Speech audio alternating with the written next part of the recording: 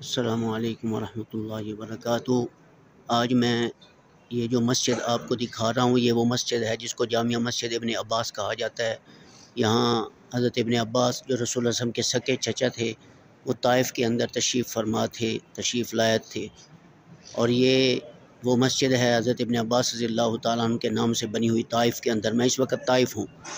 अल्लाह के फज़ल व करम से यहाँ ये मस्जिद में खड़ा हूँ। तो ये वो मस्जिद है जहाँ हर शख्स जो भी ज़ियारत के लिए आता है 2 रकात नफ़ल नमाज़ सलातुल ज़ुहा पढ़ता है।